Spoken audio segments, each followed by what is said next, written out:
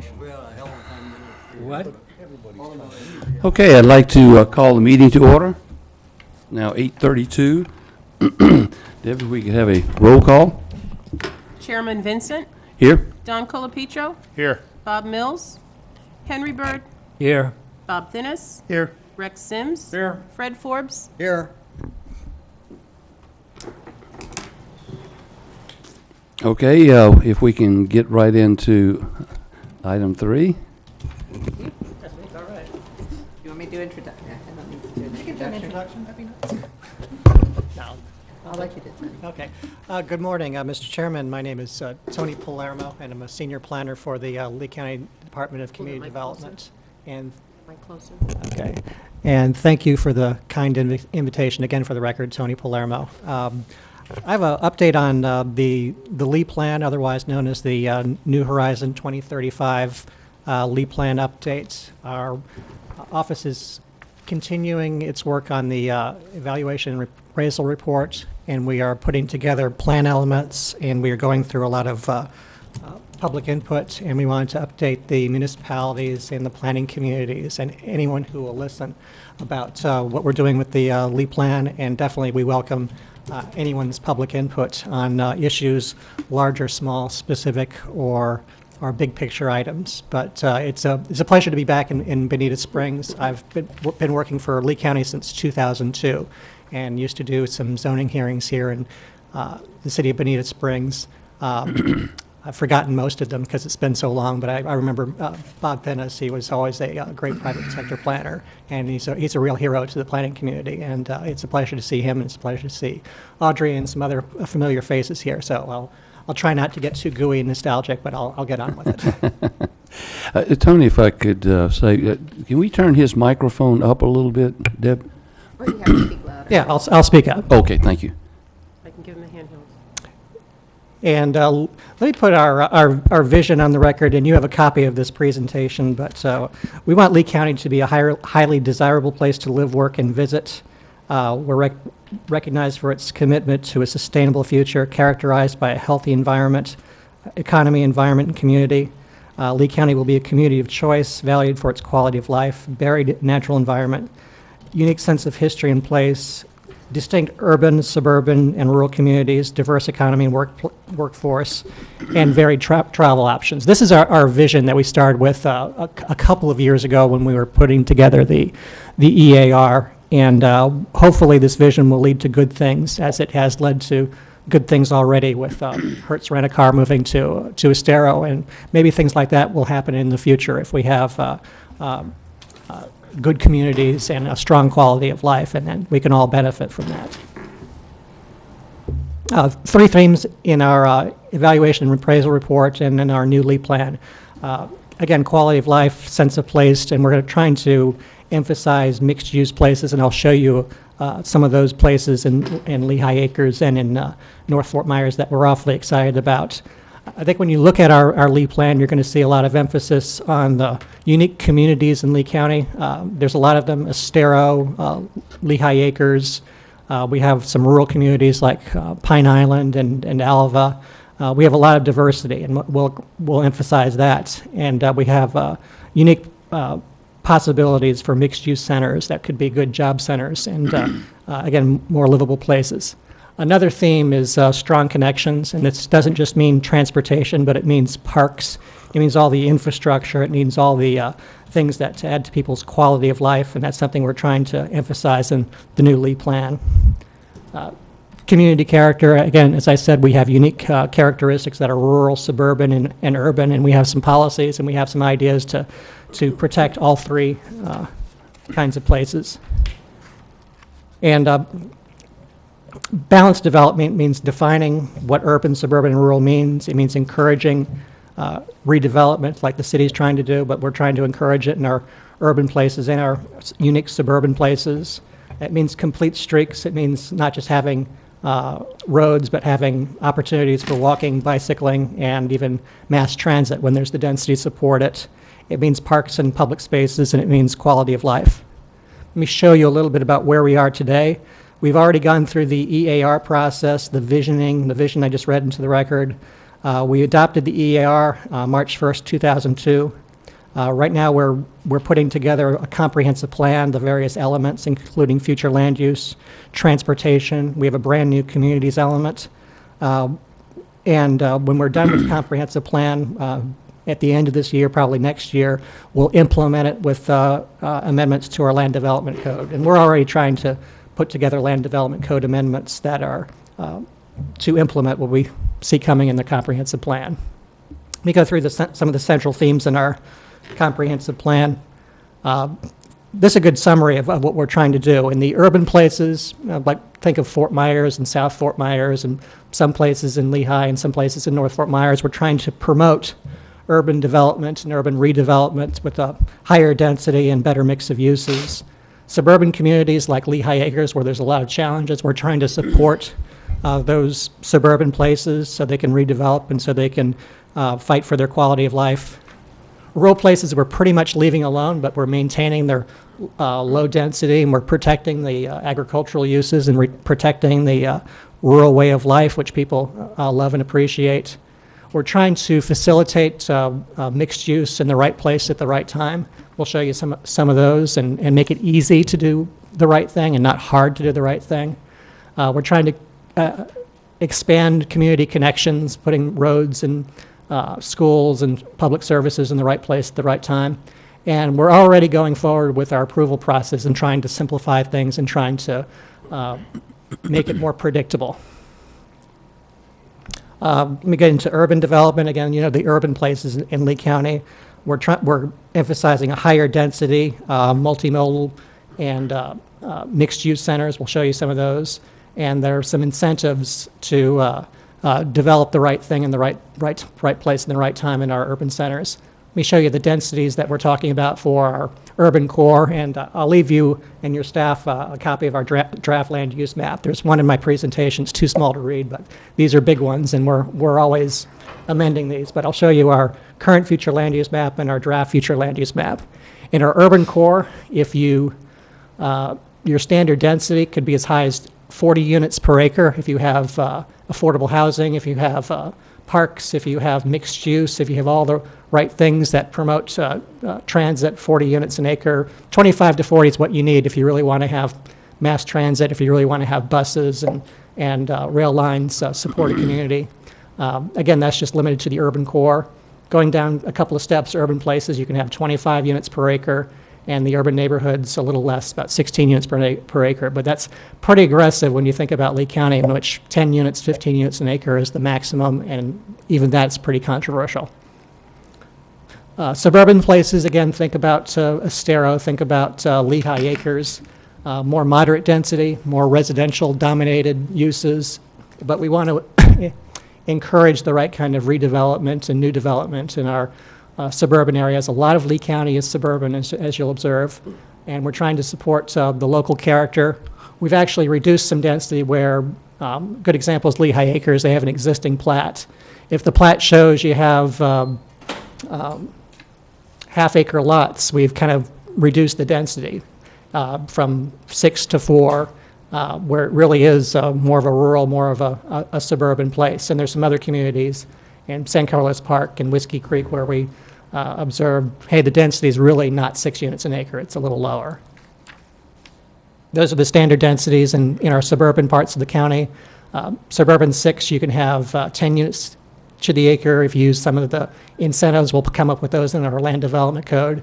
And it goes all the way down to coastal suburban, which is more, you know, the rural parts of the community. And there's a lot of our community, like in Lehigh Acres, is the suburban 6 and the suburban 4. So we've kind of fooled with the suburban future land use categories.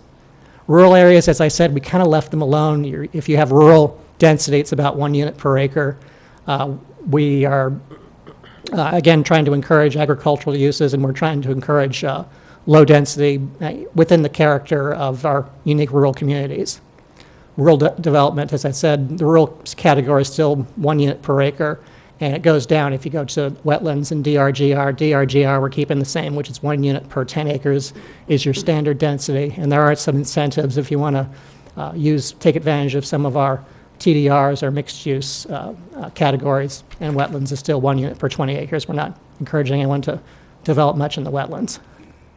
This is our draft future land use map. I understand it's small, so I left you guys with a large one for your use. Of course, we're going to update this. This is a living document, and as people like you and people like the communities give us input, our planning staff has done a great job listening to people and making changes. Again, this will be a evolving document as it gets easier and easier to do plan amendments, and if they make sense, we'll approve them. Let me show you some of our mixed-use centers. There's one in North Fort Myers we're kind of fond of. It's between the 241s, north of the river and south of Pondella Road. There's abandoned restaurants, retail centers. It's really low rents, but it has a lot of possibility. So what our county commission has done is has passed some land development code regulations, along with the help of a consultant named Jim LaRue, of more compact, higher density, lots of height, lots of fun uses in a downtown, which would be similar to one in downtown Fort Myers. Again, we're thinking 10, 20, maybe even 30 years from now. But if you wanted to do this kind of development, we could approve that through an administrative process, since it's already been vetted through the North Fort Myers community, through lots of public hearings and processes. Again, they could do the right thing, make it easy instead of making it difficult with 2 or 3 years of public hearing. Another example of this is in Lehigh Acres, where we went through the same process. We hired a consultant, Insight, a local consultant. They're working on a number of mixed-use developments or possibilities in Lehigh Acres. This one's on Homestead Road. It's historic downtown. It's already developed, so any development like this would be a redevelopment to something higher intensity, more pedestrian-friendly and more mix of uses, and the community has really championed these mixed-use centers in Lehigh Acres because I think they see the wisdom of not just having the sprawling suburban development and the platted lands conundrum that they're in right now. They're very supportive of new and innovative ideas. Again, you could approve this administratively, no painful public hearing process if you wanted to do something like this on part of the property or all of the property. These are about 100 acres or more apiece. Let me show you the next mixed-use one. This one's kind of cool. It's on Joel Boulevard in Lehigh Acres. Lehigh Springs is a huge, probably archaeological site with a big round hole, very unique to Southwest Florida. It's unique to Florida. It probably has all sorts of archaeological artifacts in it. You could surround it with environmental preserve. You could surround it with schools. You could surround it with retail and office and residential uses. And again, it's that idea of having places to work and economic centers to help the people of Lehigh Acres. And again, they're champions of this stuff, and we could approve this administratively, no public hearing process. We're expanding the number of mixed-use centers you could have in Lee County. The purple ones, I believe, are the new ones that we're looking at. The green ones are existing ones. But again, we're trying to encourage as best we can mixed-use possibilities and more urban development in the right place at the right time, where we have urban services. And the community, again, is behind this a great deal. Our transportation element is also going through a lot of changes. Andy Getch has done, in our transportation department, has done wonderful work on encouraging transit, encouraging bicycles and pedestrians, and trying to come up with strategies that we're all struggling with on how to get more mobility and how to get funding for transportation. And again, I'd encourage you to look at our transportation element, and that's going to be a difficult one, as is the future land use element, which we have a draft of. And I think we have the support of our elected officials and the support of the communities. But we're going out to the communities and to interest groups one by one and getting a lot of buy-in, and we've been getting a lot of positive feedback. The approval process, we're trying to make simpler and simpler. One example is that Lee County has the Horizon Council, which is promoting economic development. They've come up with a number of amendments and good ideas. One of them being, if you have a master concept plan, it used to expire after 5 years or 7 years. We have passed a resolution this year saying the master concept plans for plan developments, they never expire. And the ones that did expire, they didn't expire. So that was something we needed to do. And the Horizon Council was also behind the effort to look at impact fees. Lee County has elected to cut impact fees by 80% for a 2-year period, and we'll see how that goes. But we're also working on a lot of simplification of our zoning process and development order process and making it a lot more predictable and a lot less bureaucratic. So we're starting to implement stuff already. And next steps is, this is our schedule really, but this summer we're going to be doing a lot of workshops like this. We're going to be talking about the Lee Plan. We'll take it back to our local planning agency, September, October, everything goes well, to the County Commission in November, and to the state agencies, and maybe for, again, God willing, plan adoption in 2014, which seems like a long time from now, but it will probably sneak up on us. But with that, let me leave you my presentation, leave you these documents, and I'll answer any questions that you have, and you'll have my phone number and my email address, and Audra and everyone else knows how to contact me. So I appreciate your hospitality and your attention, and I thank you. Thank you very much. Board, do you have questions or comments? Fred? Yeah, I have 2 questions. Yes, sir. And they're unrelated. Question number 1, at this point, what would you say the county's going to do with what's known as the county DRGR? DRJR looks like it's pretty much staying the same amount of density. It's sort of in a holding pattern, and we do have policies regarding mining, which we have a preferred mining area that we're doing a pretty good job enforcing. And the second thing is we do have some mixed-use places that you could transfer density to. No one's taken advantage of that, but those sort of long-term thinking, but that hasn't changed. But it's a rural area like in Southeast and near Babcock Ranch, and we've basically left the density alone, and we're keeping those options open, so not much change. You have a second question. Second question, in your presentation, I didn't hear anything about what you've got planned for the Estero area. That's a good point, and the land use map in Estero hasn't changed all that much. It's still suburban with some urban core areas, but we'd be willing to look at existing neighborhoods and willing to look at changes and willing to look at plan amendments. But well, how would avoiding the public hearing process and doing all this administrative, wouldn't that kind of run counter to the the way that development council in Estero works?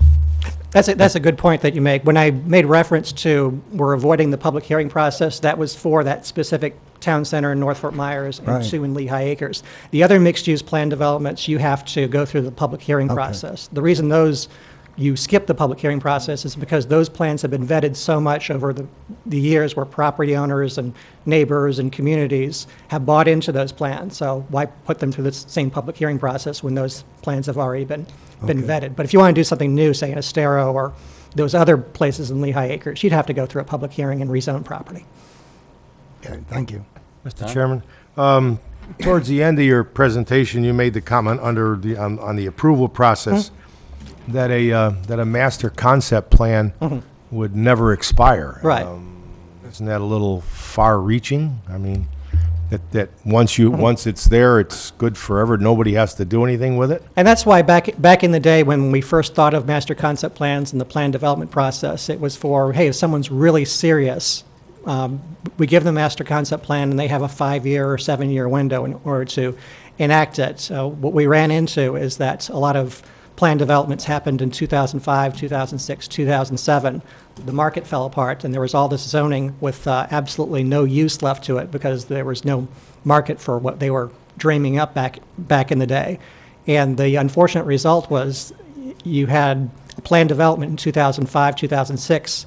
5 or 6 years later, it had no development rights. It had a concept plan that expired, and you couldn't do anything agriculturally, residentially, or commercially on all these pieces of property, and you had to put them through a public hearing process if they wanted to just re-adopt what they adopted in 2005, 2006. And so that's why they came up with that.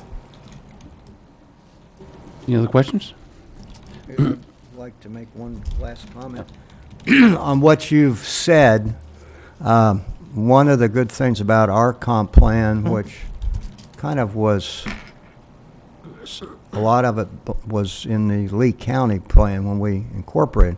We've got in there that any development, new development's got to be compatible with surrounding development. And if you do this thing with master concept plan, where there's no sunset date, no re-review, things can happen in the surrounding area that would make a lot of those approved uses and things that you've got in that totally incompatible. How are you going to handle that? That's a good point, and we still have policies in the LEAP plan that address compatibility. Whether it's compatibility with existing neighborhoods and residential uses, compatibility with schools, and just compatibility, period. So there's still compatibility policies in the LEAP plan, but going forward, as we approve plan developments, we'll have to think very seriously about them, because if you approve a plan development, say in Estero, it's there for life. But we still would have the flexibility as staff or as the elected officials to say, that's a good plan, but it's going to expire within 7 to 10 years. That could still be a condition of approval for unique cases. But for most cases, if commercial's a good use for a piece of property and it makes sense, it'll make sense 5 years from now, 10 years from now. And they can always go through the public process if they want to change it someday. In this illustration here in mixed-use centers, oftentimes in a center, the anchor store moves out, and then it's difficult to find something to do with the remaining. Have you any success in converting installation like that?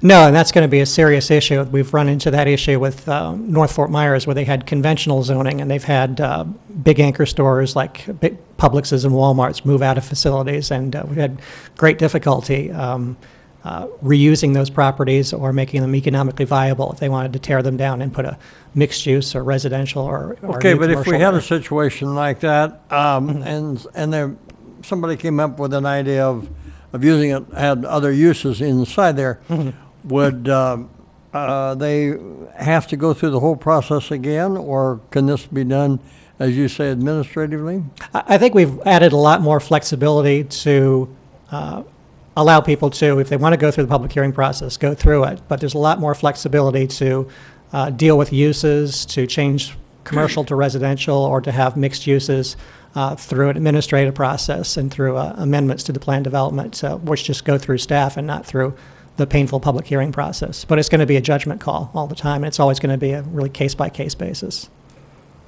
In these mixed-use centers, do you have preferences for the uses, or just standard? Not particularly. We're not so concerned about the uses anymore. We used to be pretty obsessed with uses, but we're now more obsessed with what's the building form, what's the architectural types. If something's old Florida, say in the North Fort Myers one, we're not going to care whether it's a retail use or a mixed use or a residential use or an assisted living facility. It's more a focus on hey, what does the thing look like, and how does it function, and how does it support mass transit, and that sort of thing. And we're not going to be that obsessed with what use it is. How has that logic come about? I mean, when you start to put together ideas about reuse and so forth in a mixed use group, I mean, what architectural character took the lead rather than you? It really comes, interesting.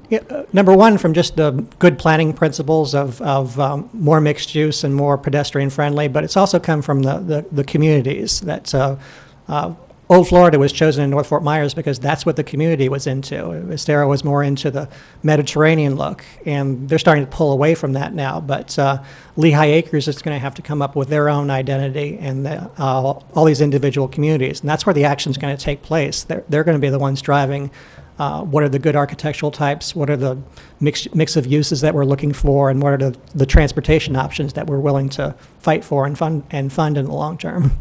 So you'll have criteria set up for each of the different mixed-use centers. And a lot of that painful detail is going to be done at the land development code process, and that's where our zoning staff, we're going to feel a lot of pain in the next 1 or 2 years trying to answer questions like that or come up with criteria that make sense. Yeah, that's interesting. Good luck with that. Thank you so much. Anything else? Is this on a website in the county where you can get more information on this? Yeah, in the public advertisements, I think there's a link to the 2035 plan, And in that 2035 plan, you can find all sorts of information and all the draft elements and all the maps. And we do have a map specific for Estero, not just this countywide future land use map, but there's ones for individual communities that are going to be interesting to look at. And you'll be interested in the Estero one. Yeah, Mr. Chairman, I've been to the link, and it's a lot of information there, and it's going to take a while to go through it all, but I've gone through the land use element, and I started transportation. And it's a lot of information there. I mean, so it's valuable to read. And that's a good place to focus. The future land use is going to be key, and the transportation one is a real challenge. Great. Well, thank you very much. Nice presentation. Thank you, appreciate it. Good seeing you, Tony.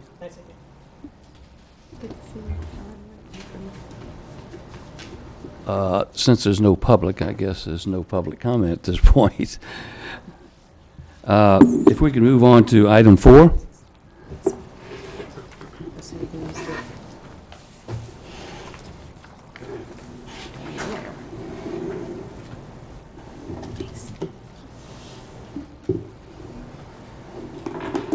Thank you. I'll go through just the affidavit. Thank you. Today, we're going through a comprehensive plan amendment. I have the affidavit of publication showing that it is legally sufficient for today's meeting. Jackie will be providing the presentation of the comprehensive plan amendment. Okay.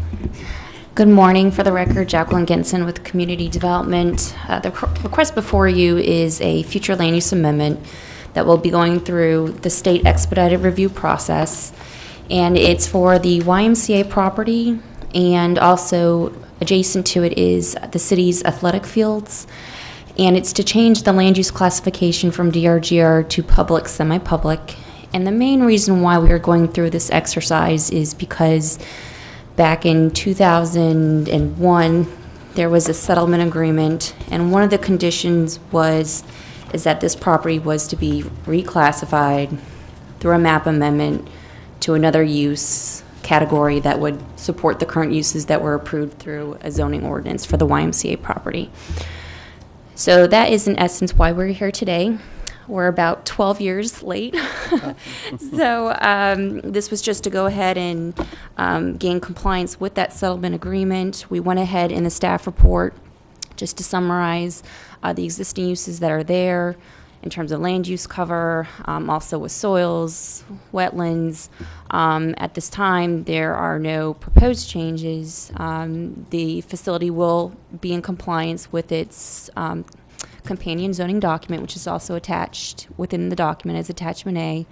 So you'll see exactly how much square footage it was approved for, the uses, and then you'll also find in attachment B the settlement agreement between 3 parties, which the city is not party to, but we are responsible for at least making sure that the land use component is enforced, as well as some other components.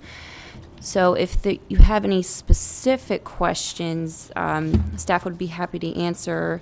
In terms of just the land use category that staff chose that would be most appropriate was the public, semi-public, future land use classification, which provides for public, semi-public uses, institutional governmental buildings, semi-public uses, nonprofit recreation, and as you will see, that is consistent with the uses that are developed on the property for today, as it exists today. Mr. Chairman? Yes. I have a couple. Page 5, where it starts with the summary background discussion. Is this a current report, or is this from back in 2001? This report before you that staff prepared is current, but Okay. there's a lot of documentation and attachments that occurred from 2001, which is the zoning ordinance and the settlement agreement. So Okay. those documents are 12 years old. Okay. Let's go to page 8 then. Unlisted species about the actor, yeah, that could be too if it was Disneyland. Archaeological. The 93 active gopher tortoise burrows. So that's current? Is that a current item? Mr. Kirby from Environmental Sciences will come up. Mike Kirby for the record. No, that was the original gopher tortoise survey. Back to '01. Correct, when Okay. it was first developed. Okay, so that's that where it also goes on to restoring the population. Is that null and void, or are they just have the turtles moved on? Well, I think for these purposes, it's more. I mean, we are giving a general overall classification of what exists on the property, but for comp plan purposes, we really wouldn't. It would be a time of development order Correct. or zoning. Well, zoning would be a lighter, but a development order where they would determine what permits they would need, including Okay. any relocation. I'm just curious as to what's going to be required, because it goes on to say that they want to encourage the expansion of the upland scrub community by converting some of the pine and the mesic oak to upland scrub, and this can be accomplished by killing the pine canopy along the perimeter. Has that been done, or is it going to have to be done? That is a recommendation because this area was loaded with gopher tortoises. Okay. When I meandered through the entire area, I only saw one burrow. Okay. So that will reflect in, I'm just confused on the last part of that paragraph. Does all of that work still have to be done around that retention area? Around that shoreline? They're talking about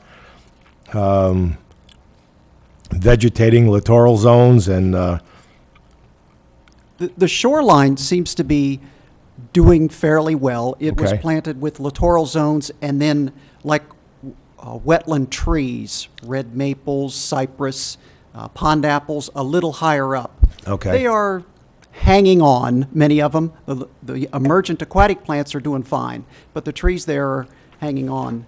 But the gopher tortoises was the main issue there. That's how come when you do a management plan for a natural area, that's a living document. So it is fine for environmentalist biologists to recommend changes to the existing system because of, the drainage that has occurred and the changes and the vines taking over. So yes, encouraging more gopher tortoises is a recommendation which, will probably be incorporated into the management plan. okay. I get, what I'm getting is most of this stuff has been done already. Correct. Okay, so it's been taken care of. So would I be misinformed to think that this area could be used as a transplant area for a gopher tortoise if somebody's got to move them out of a planned development or something? This could be a designated area to bring them to? Is that We tried that, and the state now manages these transfer areas for gopher tortoises. And occasionally you can use a waif, W-A-I-F turtle. That's a leftover turtle that someone finds on the road or something. But if you move an actual tortoise, from a permitted area to another area, it's involved. They want them to go to a registered gopher tortoise mitigation area, and they have to be 25 to 40 acres minimum in size and qualified and managed. okay? It's looking for more than, okay. There were just some things there that seemed to look like it was going to be an involved process. I didn't realize it had already been done. Okay, thank you. Mr. Chairman. Mike, I got a quick question for you. Don was bringing up the question about possibly using the site as a reception area. Now, if we had an applicant with another project and he has a take permit, could those tortoises, instead of being buried, which the city doesn't allow anyway, could they be transported to this site without state intervention? Not- Because they have the take permit, the state doesn't care about those tortoises anymore. No, and I'll tell you why. The gopher tortoise now is a threatened species in the state of Florida. It's not federally endangered, but at the state level. And so even people who work with them have to be licensed. Once they get their permit, even a take permit, they have to put them in a qualified location. So only the waif turtles, someone finds some on a roadside and gives them to me, I could walk, take it over there, kind of without going through all the formal process. Okay, thanks.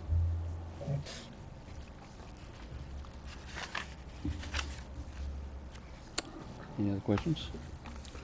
We're simply changing the land use here. Everything, all the existing uses remain the same.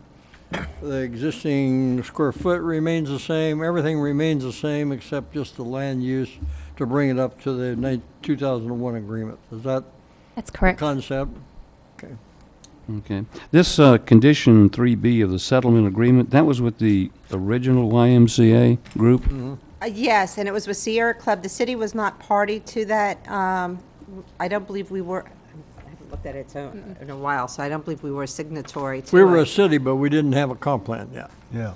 That's correct, but also while we did the rezoning and they filed a lawsuit for inconsistency of the comp plan, I don't believe, did we sign as a party? No, we were not a party to the settlement. That was negotiated between the parties, and then the city just acknowledged, okay, there's no more lawsuit, which was great. But it was something that YMCA was supposed to do, and everyone planned for it to happen, and then it just never did. So the new owners of the YMCA has adopted this plan. I mean, It's not that they adopted this plan, this agreement. The settlement is binding on the new owners. Okay, it is They binding took on- it subject to the settlement. Correct, and we, as the city, said that we would go ahead and do a city-initiated amendment instead of the YMCA filing it through the private-initiated amendment, so. Mr. Chairman, got a simple question. I think it's 135 or 137,000 square feet. Is that, I'm assuming that includes not only the building, but like the pool deck, all the sidewalks, the parking, and all that? Is that, and The, is what's there real close to that? Is it less? no, it is not. The zoning authorized so much square footage, but what exists there today, it's not the maximum that the zoning allows them to build. Okay. They still have to, the zoning document is not changing by this process. If they want to pursue amendments, they have to go through, the appropriate process to do so. Again, this is just to change the land use classification for compliance with the settlement agreement. We're not changing the zoning stays the same, the intensity stays the same. okay. The owners, the YMCA owns that property? They own one of the parcels. There's two parcels that are involved. The YMCA is one of the parcels. The other parcel is owned by the city. Okay. Right, the city Where purchased the part of it. fields are, where The the- best way to explain it historically was the YMCA went forward, they wanted to be out there. It was controversial at that time, but there was quite a bit momentum to have the YMCA out there. The way the staff report was written was city council could make the determination that the YMCA was a semi-public facility, and therefore what's allowed in the DRGR is semi-public facilities. Now, normally a semi-public would be BSU. They provide water utilities. That's pretty much utility public. Starting into the YMCA gets a little more of a slippery slope, because how do you say the YMCA is semi-public and not maybe another athletic association, a church that has something similar? So, and then you start getting our LUPA issues, and we did have one or two our LUPA issues as a result of the classification. Therefore, the Sierra Club then, because of making that determination that it was semi-public, they sued when the zoning decision was made, because it was a community facilities plan development, and they reached settlement, and then we never finalized that by having, when we did do a new comp plan, modifying that out. I believe there was discussion by council, but it was not ultimately done. So in that, now the parcel that they have, the property they have, it says, I see the schedule of uses here. This would apply to that piece as well. Correct. Okay, both of these, okay. This property is west of Interstate. Is this an isolated piece of DRGR? Actually, across the street from it is the moderate density, yeah. East of the interstate. It's east of the Did you say, interstate. what- it's east of the It's interstate? east, East of- okay, east, I don't see a north arrow on this, There so we go, there's the It's east of the interstate. interstate. it's east, There's, okay. it's bound to the north by Terry Street, and then bound to the west by Kent Road. This is actually Conservation 2020 lands, where as part of the settlement agreement as well, they're supposed to have parking and a trailhead, which it is in our staff report. So eventually, the public can go ahead and park and then utilize the Conservation 2020 lands when they're available to the public for Okay. access. Okay. And then as you move further south, you do have some very low-density residential, and as well throughout here, very large tracts, low-density residential uses. Well, then you get into interchange, and then on the north of it, I believe you have a moderate density, or? That's It's the an Jones older- Trailer Park that we did a Right. couple of years ago. Right across the street from it is a moderate density, right across, Yeah. right there. We did 145 units or 125 units on 20 acres Right, it was there. subject to development agreement. Yeah. And, but we did change from DRGR over here. in that case, and I believe Mr. Sims was, I still remember a quote you said in that was one of the reasons we incorporated, was changing that property. To get rid of the Jones Trailer Park, yeah. Okay. Jackie, the parcel, there's two parcels there. The one closest to Terry Street, is that the one the city owns? That's correct. That's the one with our soccer fields. That's Okay. the Soccer field. YMCA field, soccer ball field. fields. Are you ready for a, Mr. Chairman, I just want to confirm one thing. What we're changing is a future land use map. We're not touching the text at all. Okay. And that the property owner has to maintain consistency with that zoning ordinance, which is what, 2001? It's Correct. right, it's CFPD. If they want to change it, they need They to have come to be into an amendment consistent. process, and which So means it's just a public map hearings. change. Oh, just a map change, okay. Any more questions? Do I hear a motion? I make a motion that we find this compatible with and to change the structure to the new classification. Second? We have a Sam, motion and a before second. we vote, can I ask Audrey a question for the record? Remember I told you? I just want to get on the record, I am on the YMCA Advisory Board of Bonita Springs, and I want to make sure that I'm not shouldn't recuse myself. Well, deciding whether to recuse yourself is your decision. The way the statute reads is you are required to vote unless you either have a conflict or an appearance of a conflict. Now, we talked briefly about this beforehand, and you also advised me that on the YMCA Advisory Board, you were not compensated. Since you are not compensated, there are Commission on Ethics opinions that are out there that state that you will not have a special gain or loss because it will not affect the income you receive as a board member to the YMCA. Right.